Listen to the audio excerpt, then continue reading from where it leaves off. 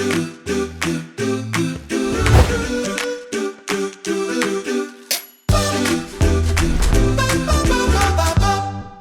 living in a digital world that's evolving all the time. What does that evolution mean in terms of how we bring products into the digital marketplace? Well, that's what e-commerce is about. And what does e-commerce look like inside the Lego group? What's involved? What are those challenges? How do we offer our products in the best way digitally? Hi, and welcome to episode 3 of Live Behind the Bricks. I'm coming at you today from sunny Billund, Denmark, and I'm super excited to see so many people online for today's session. I know that some of you will be watching the replay, so a warm welcome wherever and whenever you're joining us. Today, we're meeting actual colleagues from our e-commerce teams, and I'm going to be asking lots of questions to find out what it is that they do, how they do it, and how they apply play into their everyday work. Not all the questions are from me. You can ask questions too at any time. There's a little box in the corner with a question mark. Drop your questions down in there. That's the Q&A function. And my amazing producers who are sitting behind the scenes backstage, they'll send them along. And if we don't get to it, don't worry. We'll try to answer any that we miss after the session. So let's get started. And through the magic of modern podcasting technology, my amazing Lego colleagues are going to now join the screen. Yes, it worked. Fantastic. Welcome, everybody. Hello. Hey. Hello. Hi. Hi. Hello. I'd love to just take a round here, and then let's go around and say our names, where we're calling in from, and what our job functions are. We'll start up in my left-hand corner with Oksana. Hi everyone. So my name is Oksana.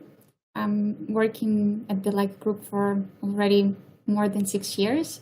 Currently, I'm a key account manager, working, of course, in e-com, and I'm originally from Ukraine, but currently based in Warsaw in Poland. Kate?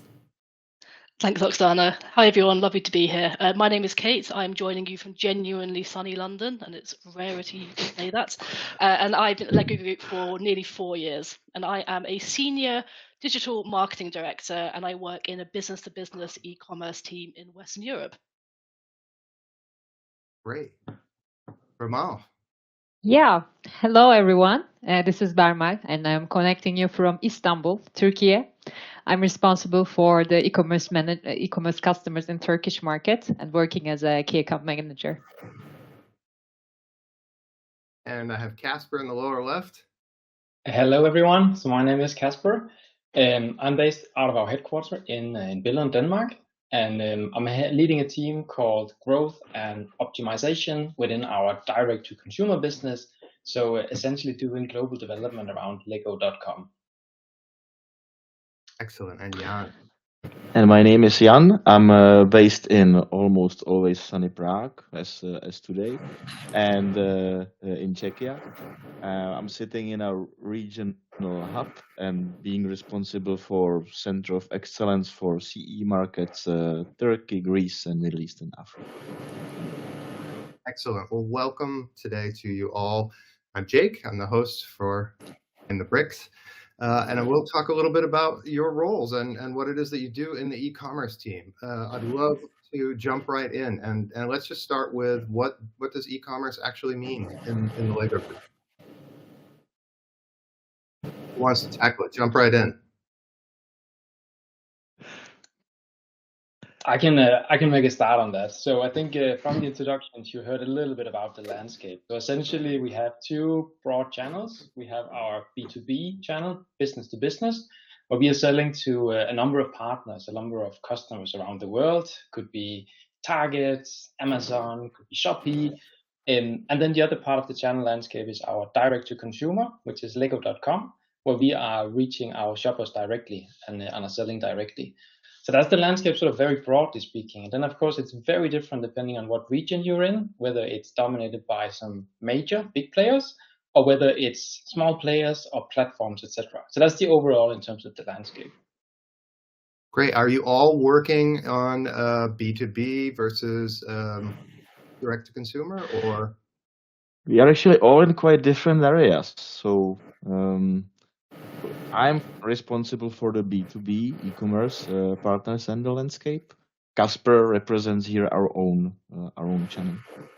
And I think in terms of the story, maybe good, Kate, if you can continue with the landscape, because we will have a good segue in our region afterwards. Yeah, sure. I mean, unlike the US, we have quite a few customers that we work with, business to business customers in the Western Europe region, which I represent, but we are nothing compared to EMEA. So I'll let Jan talk about that. I mean, fragmented doesn't even like begin to describe it. But in Western Europe, we have some very big customers, some medium ones, and some very small ones. And the way we work with them, of course, differs depending on their size. But realistically, what we're trying to do is to allow any single Lego shopper, regardless of whether they are walking into one of our own stores, walking into a physical store in France, going online on Amazon in the UK, to have as close to a similar experience as possible. So they can find what they're looking for, they can explore exactly what we offer, and ideally buy the perfect gift or self-gift for their loved ones. So yeah, in Western Europe, we do have about several hundred customers that we work with, I would say. But I'll pass to Jan. You can understand, how different it is compared to his region. We also have hundreds of customers, but the size of those is slightly different as per the US or what Kate just described in Western Europe. So moving east from Western Europe to our markets, we would usually have between 2 to 4 B2B customers in every market. And markets are not Amazon driven. So those e-com players are being built during past 2 decades as a very local e-com players. And what it means for our region is basically every market is quite different. One is dominated by marketplaces, another one is basically competing between 2 or 3 different big local players, etc., etc. So it's very interesting for me, very exciting playgrounds that I can explore and play around. So I guess the idea then is that if I'm going to buy a Lego product from, say, for example, Lego.com, or I'm going to buy a Lego product from an online retailer, I'm going to have the same experience. And that's what you're sort of striving for. Is that right? Do I sum it up okay? Well, I think Casper would have something to it. But Lego.com is our number one, of course. I have to say, definitely. owned properties are always where the customer should have the best possible experience. However, we don't want someone to have a second-class experience just because they're choosing to buy from a different retailer. So there are perks, absolutely, from being a Lego, what we call a Lego retail customer, kind of our owned and operated channels. However, there's still a lot of value from being a Lego shopper on any of our other customers too. So I imagine there must be a lot of challenges that you're facing in tying all of these knots together. You want to talk a little bit about that? Maybe we're starting with Oksana. Yes, thank you. So overall, when we talk about e-com, it's dynamic, it's fast moving, it's really here and there different trends coming, changing, and with those you can say that it's a lot of challenges coming. But on our side, what we're trying to do is actually to make those challenges, convert them into opportunities. So utilizing new tools, new platforms, and as my colleagues just said correctly, that to ensure that the final shopper will have the best possible experience with our brand, with the Lego brand, and in the end will find that perfect gift. So yes, just tackling these challenges, converting to opportunities, and delivering towards our main mission. So inspire, develop the builders of tomorrow. Easy as that, as it sounds. Oh, fantastic. I wonder if you could talk a little bit, and maybe we'll start with Bermal, if you could talk a little bit about how it was that you came to be in e-commerce at the Lego Group. Do you have, tell us a little bit about the path, because did you start out leaving college, or your college plan was to study e-commerce and go into e-commerce? That could be. But maybe you might have had another experience, and I think some of our listeners would be interested to hear what the journey is like. Actually, I am very happy to share this because actually I have been a marketeer up until I joined Lego Group like 4.5 years ago. And when I joined the group, I was also a marketeer. I was the digital marketeer of Turkey, Israel, and Greece BU by then. And I was basically responsible for localizing the regional strategy developed by the regional team. However, in time, I had this opportunity, and before maybe the opportunity, I was somehow showing my interest in the commercial area. And the good thing about this company, I believe that when they see this, they are appreciating, they are following it, even like more than you do sometimes. And then I was offered that opportunity to grow my potential in the sales organization. So I think it is also a fascinating point to mention about Lego Group, that you have, you know, like plenty of valuable employees, colleagues everywhere, but someone is caring about you, some company is caring about you, and even they are bringing out the hidden potential maybe sitting inside. And now it has been almost 2 years soon that I am working as a salesperson in the e-commerce channel, and which is very dynamic by itself, and I really enjoy the ride. Great. Jan, how about you? What was your journey? Well, I've spent 20 years, basically whole my working career in digital and e-com environment. Started in a digital marketing agency, and when I was about to join Lego company, there was a really nice story with the head of the region those days. It's 13 years back. So if you go 13 years back, I've been moving from the agency to the Lego group, and I was not sure if it's the right move, because I was in a good position in terms of what I've been doing. I enjoyed what I've been doing in the agency back then. And so we went for the dinner with the head of the region, and I was telling him how I'm making that business with everybody around and how much the PNL is solid. And he was looking at me and he told me, you know what? We're making kids happy. And so I went home and I told it to my wife. She was like, so what you waiting for? Pick up the phone and give me the answer right now that you are going to work for the Lego Group. I did so the next morning, and it was the best decision of my life. I can tell you. Great story. I like that. Kate, do you have something you want to share about your journey? I studied law at university, so it's clear now why I'm a Something marketing very director. different. Yeah. What a linear journey. No, I had no interest in going into law. 3 years was enough for me, but I fell into a job working in online marketing straight out of university. And it was very much in its infancy then.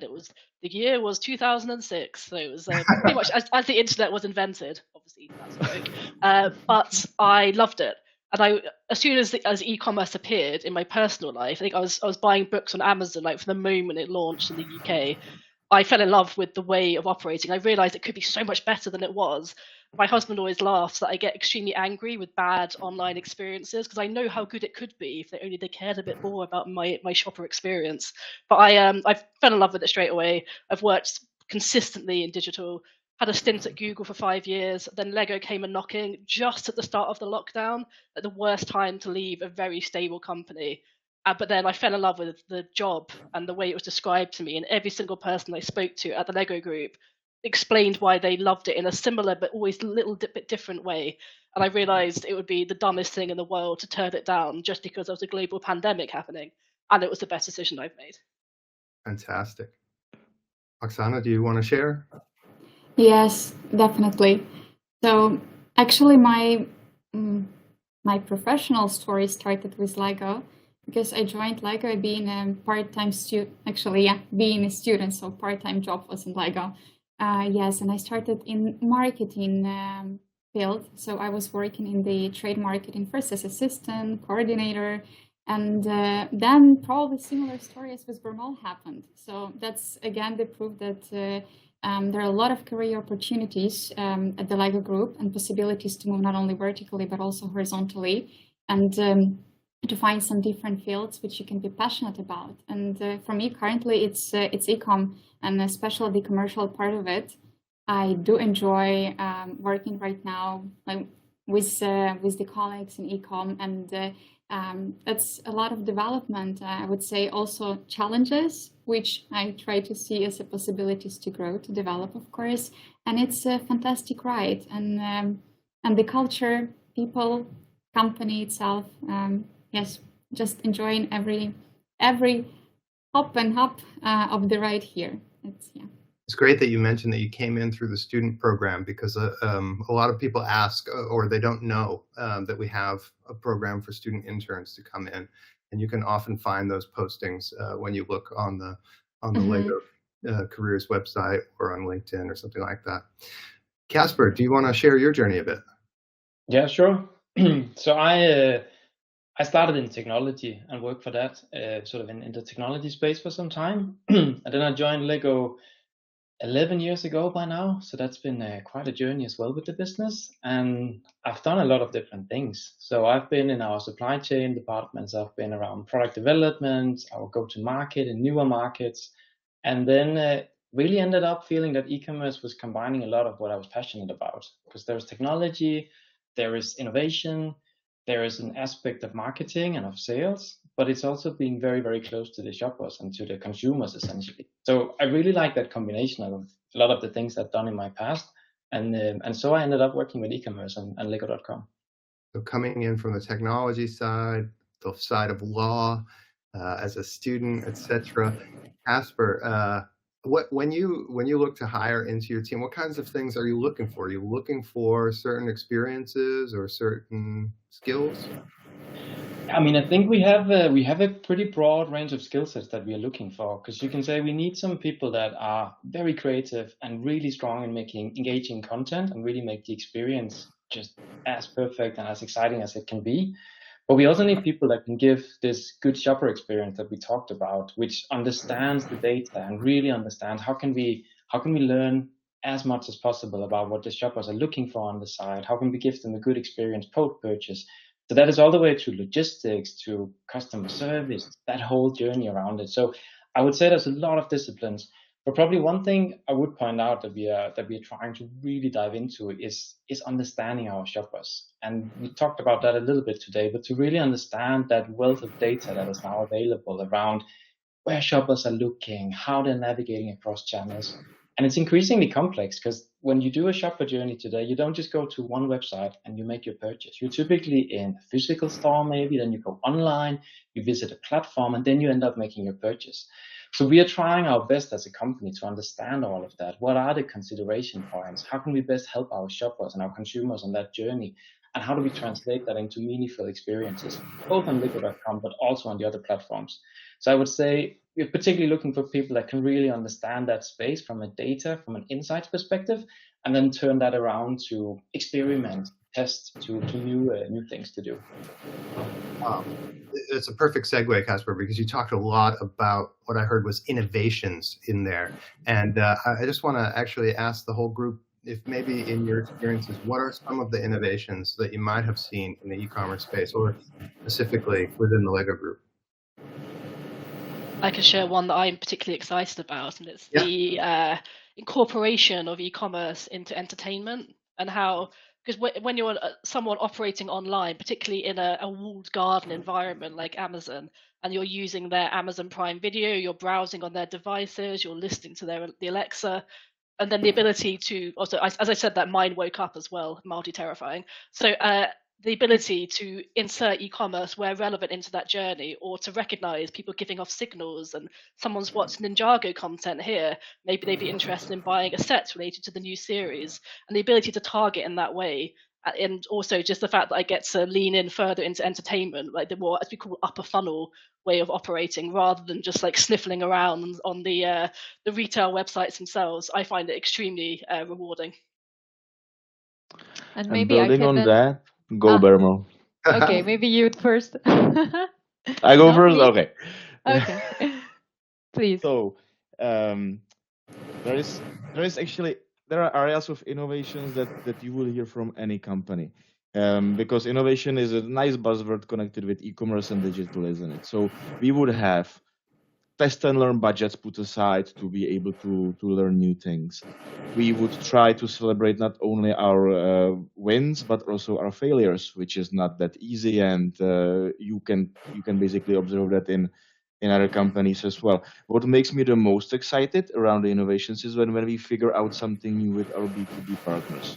When we go and we are able basically to help them to move forward in the way how they operate. So creating some new functionality on their website, or some engaging element that they didn't work with before, and the connection of those two brands or of those two sides is always win-win solution. It's actually win-win-win, because the shopper is also winning together. Great. And Bermal, you had one as well that you wanted to bring up. Actually, like I would just echo what Jan had just said, but I think it is important that the fact that we are celebrating the great achievements, of course, like for this innovative ideas, but we are also celebrating, and there is in fact a competition at this in our region that like which BU submits like, okay, I did this, but it didn't work out, but the next time I will be doing this. So these are my learning points. We are also sharing like interfunctionally or in between the BUs so that a knowledge transfer will be always on, and to just build up for maybe like more secure steps for the next trials. I think it is also something that we need to appreciate. Great. There's a really interesting couple of questions here in the Q&A. I'm just going to hit on some of those. One is about this a book maybe by called Brick by David Robertson, and it asks if any of you have read that book and maybe has it informed in any way your approach to e-com. Let's see, you read that. We have it in our bookshelves. Okay. Waiting for being read very soon. Same for me. Did not go through it, but can anybody save us here? Casper, did you read it? No, I haven't read that, unfortunately. All right, so that's on the summer reading list, I guess, or winter reading list. How about some criteria or processes, and I'm not sure that you can mention anything specific on that, but criteria, processes, and how you choose e-commerce's alliances, whether and where you put your products online outside of Lego.com. I'm not sure how much of that one we can answer, but maybe if there are some light briefly, maybe I can. So finding the best bit, we are actually running a standardized process of joint business planning with our B2B partners, where we are always trying to find a way how both of the sides will be winning. Basically, finding some wins for both of us. That's first element. We really put a lot of efforts behind that. And if I will think about the types of the e-com channels, for example, that will always be those horizontal big players where you basically have to be as any other brand. But there will be a rising stars that we can find in some particular, as for example, in Q-commerce, or maybe even in the areas that are not necessarily directly connected with toys, which we will identify as our future partners, where we will really put our bets, and we will definitely go that direction. So identifying some of those rising stars, and then also maybe cultivating as you go along. Yes, usually the rising stars are equipped with a high level of capabilities, so we can bring our knowledge into that machine, which is very often already quite well working. And do you carry some of those learnings over to some of maybe the bigger players who might not have found those innovations yet? You mean the brands, or you mean the B2B brand? Basically, that will be inevitably shared with other brands once the partner will basically create something together with us, if it is the case. Nice.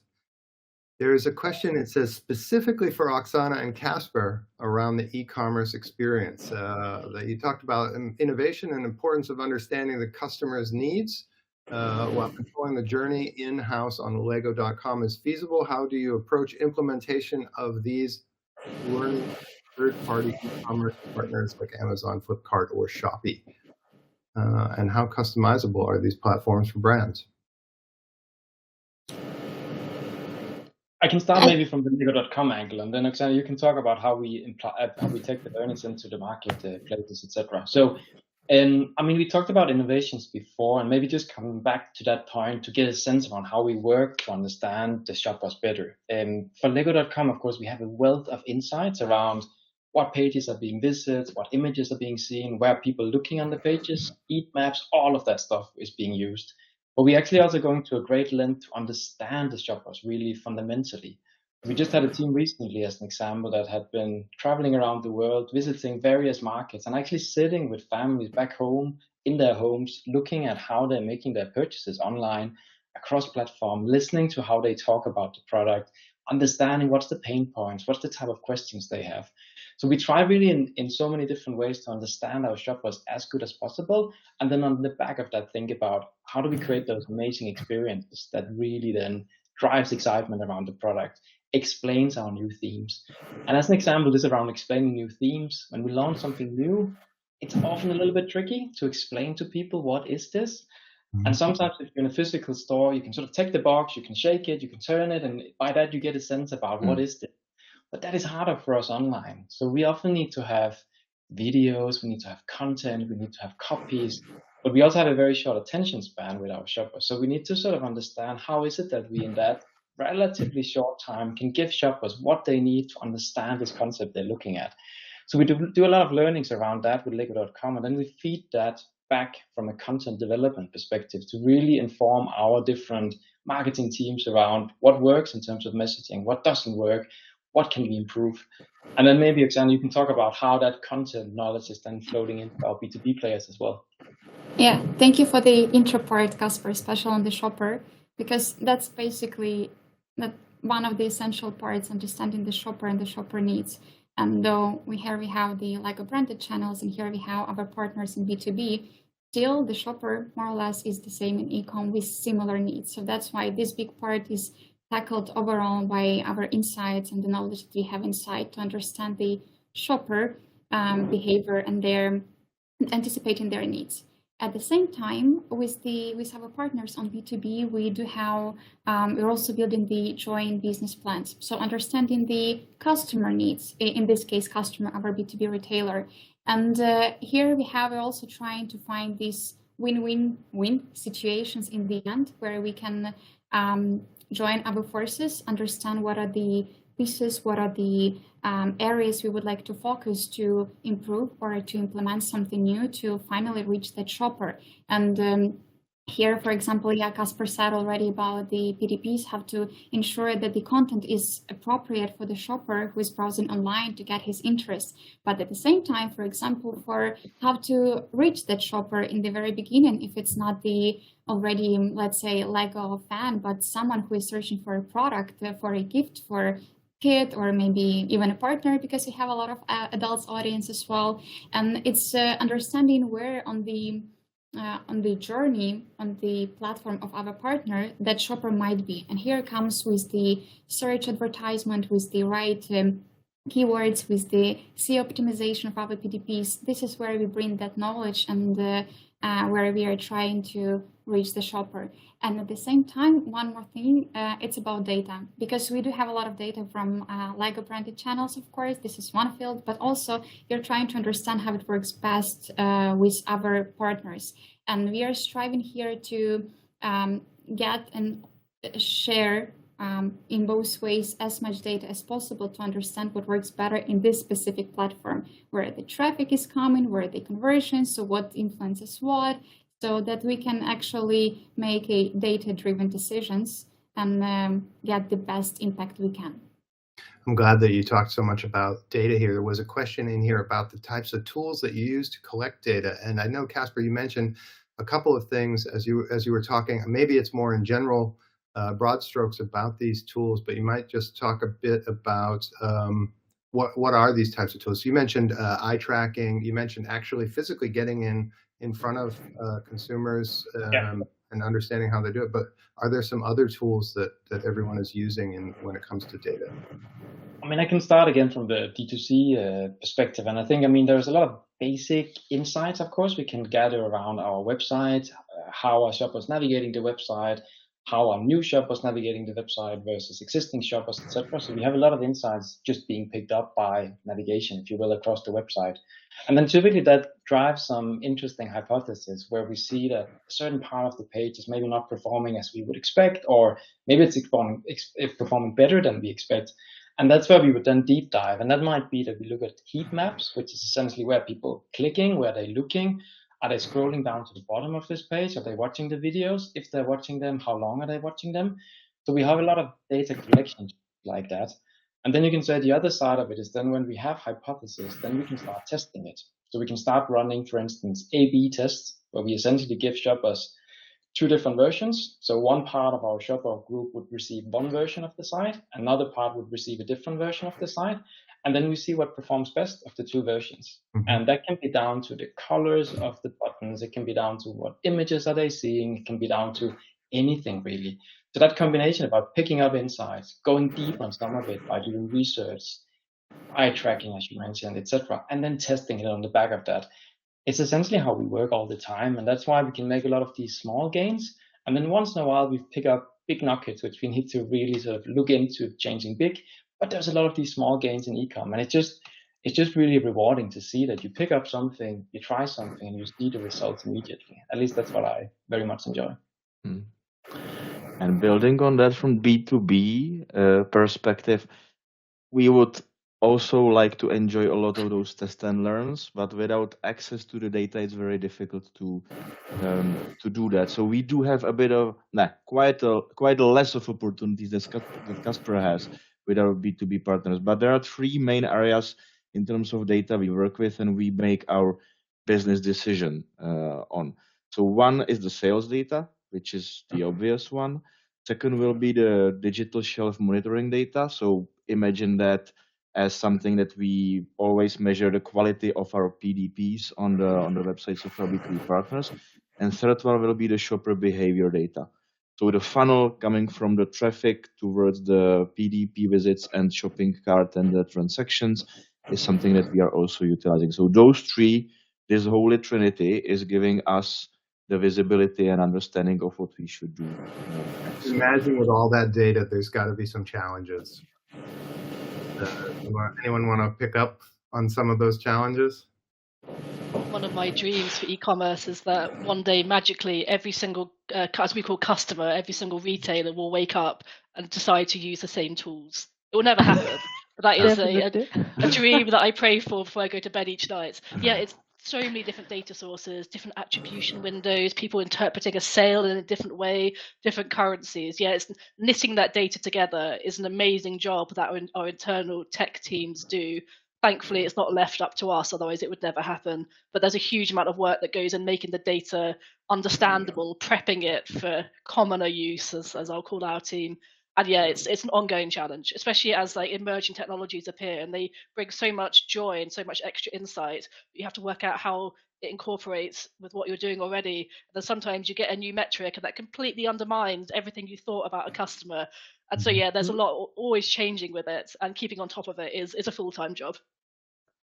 And if we are making our Christmas wishes in terms of around the data, I have also one, which is change of the mindset in terms of how to share the data or not share the data. Basically, many of our partners would consider the data as their gold that they don't want to share, as something actually that's really highly beneficial for them, and it's basically their competitive advantage. But at the same time, if we will be able to share the data with the mindset of together we can do much more, looking at the same data sets, that would ease the work on both sides. But it's not always the way how we are operating. Yeah, you mentioned wanting all of the customers to have kind of the same tools, but I guess there's some other challenges with the variety of customers that we work with. How do we ensure that the experience is the same level of quality across all of our customers? A lot of it starts with the assets that we deliver. So if we could have a high quality base set of assets and also work with the retailers to allow them to use them in the best possible way. So if, for example, we're only producing videos and the customer says, I've got no place for these on my website, do we work with them to improve their website, or do we go back to our design teams and say, can we use GIFs? Can we use static images? So even though it won't be the exact same experience, because a lot of the retailer platforms are different, the technology is different, what they want to offer their customers is different. If we can just make sure that basic things like the logo is there, they're using the right shade of yellow, they're referring to our brand in the right way, that the descriptions are written in a way that their shoppers will be able to understand, and they'll get the same information wherever they go. So there's no nasty surprises when they buy on retailer A versus retailer B. That is a really important part of it, and we have, for good reason, very strict brand guidelines. Which, I mean, this actually might help to answer one of the questions as well about how we uphold the standards on selling Lego products. It's because we have people checking this, and to make sure that if you are working with us in whatever capacity, that we give you what you need to succeed, but you also protect our brand, which is absolutely paramount. And only by doing that can we ensure that even if it's not the exact same experience, it's the same standard of experience to the extent that the retailer platform will offer. Perfect. You filled in all of the blanks on that question. I was sort of kind of hinting at what was up there, but I'm glad that you picked up on that one. And then there was a kind of a follow-up, I think is maybe somewhat related, and this one was sort of aimed at Oksana. When you're talking about shoppers, does that also include, are you looking into non-purchase channels when you're looking at shoppers, things like QuickSet, QuickLink, etc.? So basically, shopper is shopper everywhere, right? And this is our shopper. But here we are mostly cooperating either with the Lego branded channels or with the B2B retailers. And so this is the primary way of cooperation for us. So basically tackling the way how we can reach the shopper here. We do have different partners throughout the countries, locations. Somewhere there are more cooperation with the affiliates, and this is something that we can leverage as well in communication and building the message, reaching shopper there as well. However, I wouldn't say that at least in our region this is a primary focus, at least now. Yes. Yeah. Okay. Maybe Kate, Kasper, you have any other I would love to add a point to that, because we've talked a lot about shoppers now in terms of like driving a purchase on the site, and that's of course important because we are sales channels, and if I think of Lego.com, it is an important sales channel for us as a business, but it's also a marketing channel, it's also a brand building channel, it's also a way where we show our portfolio. And if you're sitting back home and you want to understand which of those many hundred products do we have is actually the right one for you, you might come to our channel and you're not looking to buy, you're just looking to understand the different type of themes we're having, maybe what's right for my son that's 8 years old type of thing. So we also have a really important role in bringing that type of awareness, knowledge to our shoppers. So that's a big part of it as well. The same with we have a loyalty program that we're quite proud of, and which we are have been rebranding. So that's also a big part of it. How do we create value for our members and our loyal shoppers and customers? And that is also free experiences that you can download from Lego.com. You can hear about our sustainability effort. You can do a lot of other things than just buying the products. And I think that's part of the magic for me around e-commerce, that for a lot of people, this is the window to the brand. This is where they go if they want to understand more about who we are as a company, how learning through play can help their kids develop back home. And especially in some of the newer markets where the brand might not be so established as in Western Europe or in the US, it's a really important channel to build up that understanding and awareness around both the company, the brand, and our values. So for me, that combination is really important, that we are a sales channel, yes, but we are also a channel to just really explain a lot about our portfolio and our company. Giving one more actually access to that funnel. So Kasper just described that upper funnel, lower funnel activities. We also need to split that in our B2B world into our own activities across the funnel and our B2B partners activities across the whole funnel. Very often, the marketing investments of our B2B partners are comparable with ours, or even higher. And we really are trying to find now the way how we can combine that power of media and push through basically our brand presence together with our B2B partners in both upper funnel, lower funnel. Lower funnel is obvious. We all want to provide more Lego boxes towards the hands of kids and adults. But in the upper funnel, we are together with our partners building the brand as well. That might be a good segue to one of the questions that I saw in the question area was about how e-commerce and brand are working together. So I know, Kasper, you also talked about when I'm trying to make a decision, sometimes I might be watching videos. I think a few of you mentioned that. Does somebody want to just describe a little bit of what the relationship is there? Extremely close. Yeah. We cannot operate without each other. I would say on from personal experience on the e-commerce side, it's more often that we come to the brand teams and say, can we do this? It's really cool. And they say like, cool your jets, because actually that doesn't fit with what we're trying to do as a brand. So there can be some very healthy tension there. But also we come to them with innovation and they get so excited about e-commerce, because e-commerce is a really integral part of the Lego group. But not everyone gets a chance to work with it. And sometimes you can come to them and say, I've got this amazing data insight and it tells me that shoppers are looking for this. What can we do together to work on it? And it sparks something beautiful. So there's never really any compromise per se, because we're all trying to work towards the common goal, which is sell Lego sets to kids and adults, but in the best brand safe, most respecting way of the brand possible. So everyone's aligned on that. And the workflows are basically that we always seek each other's advice, because we're coming from one side of it, they're coming from the other. And when you bring those insights together, you're going to have a campaign or an operation, some kind of execution that is far better than if we went rogue, or if the brand teams forgot that e-commerce existed. We wouldn't succeed without each other. And maybe I can. The digital go Bermal. Now you go first. Okay, thank you.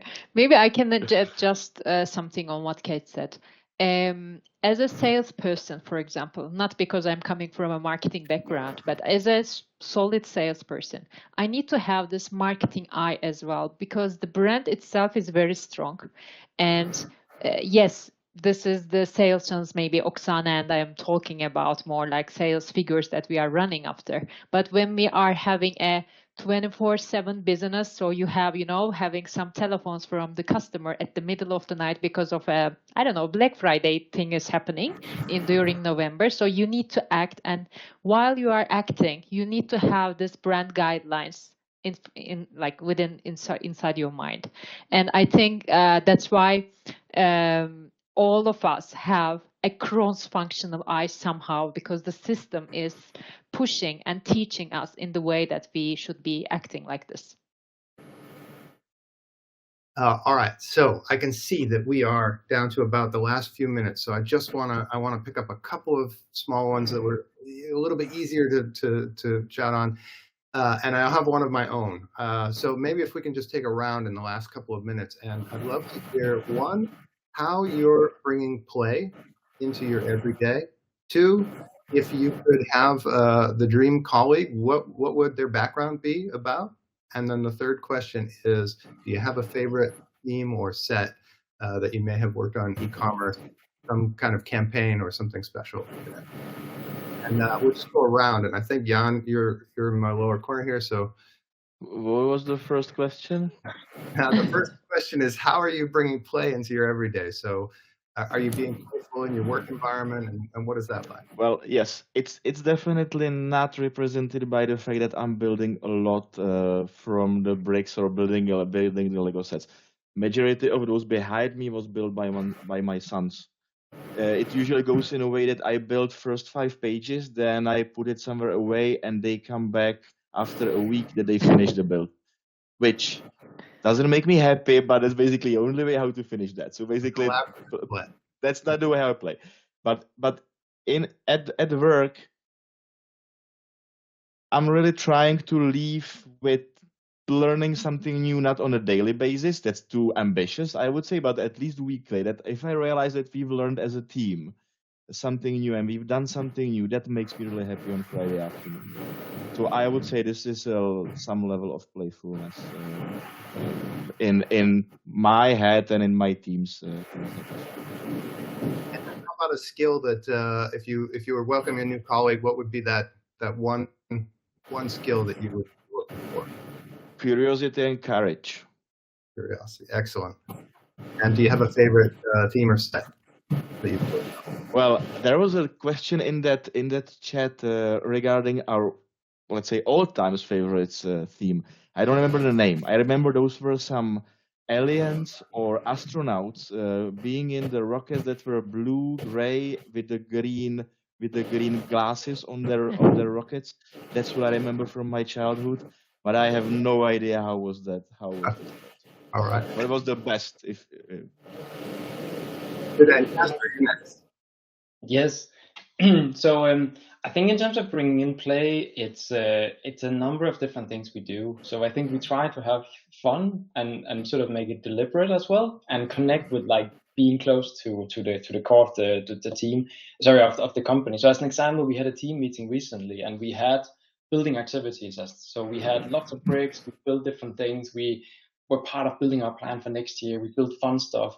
And we actually actively try to play as the kids are playing. So we had to build something, and we had to make the sounds that the kids are doing when they're playing with these type of things.